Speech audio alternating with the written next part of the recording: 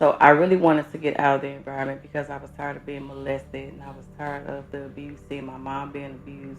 So one night, one of the relatives in the home, he was really high and he beat my mom really bad. And so my brother and I, that was enough. We just ran away. We ran to my great grandmother's house. It was like midnight.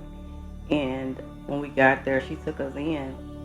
And then when my mom finally came, the police brought my mom, and my mom didn't feel safe, so she wound up taking us to our great grandfather's house.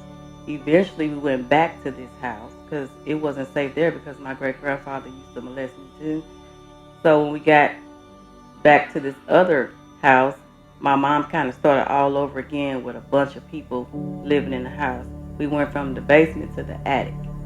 And at that time, I said, I have to figure out how to get out. So when my best friend at that time got pregnant and she went into Grace Hill, they helped her get an apartment. And at 16 years old, all my brothers had dropped out of school.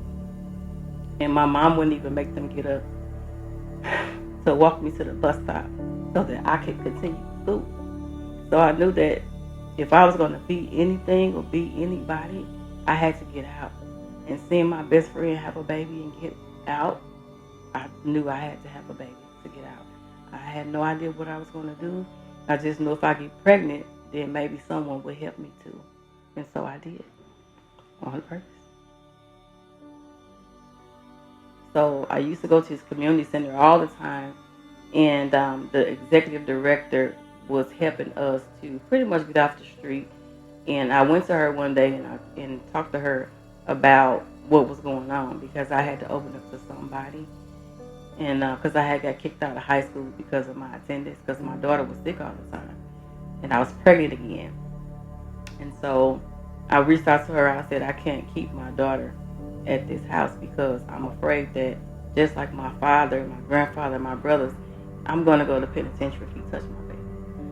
So I need you to please help me. I don't know what to do. I was 17, so I couldn't go into the shelter like my friend did. I didn't think it over. But she made some phone calls and she told me that she had found a place that would take me in, and it was called Almost Home. And she said some of the nuns are going to come and interview you if that's okay. And I told her that it was. And they did. And I came into Almost Home and it literally changed my life. I learned accountability. And that was one of the greatest parts of me being in the program because it taught me that it was up to me to set my goals and to follow through because that's where the success came from. So as I began to parent my own children, especially when they got older, I continued to implement everything that I've learned from meal planning. I still do it today. So the book is called The Joyful Surprise of the Unexpected. And it is a memoir on love, faith, healing, and forgiveness. And it's the first of a four-part memoir. And I decided to make it a four-part memoir because I figure most people have a short attention span. And I wanted to make it to where you would want to read it. And I didn't want to put so much on people altogether. So God finally gave me the strength to share my story as raw as it is because I feel like oftentimes we go through the most because we suffer in silence. We keep everything in our minds and in our brains and we don't want to talk to anybody. So for a long time, I suffered in silence.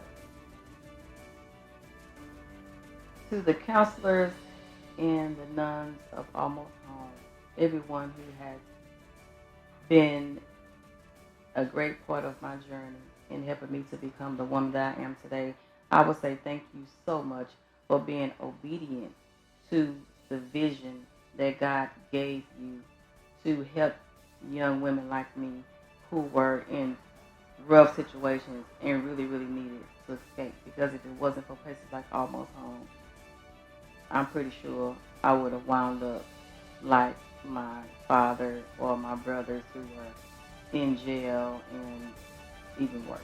So I'm grateful that I had that escape and that avenue because it gave me the opportunity to really be somebody.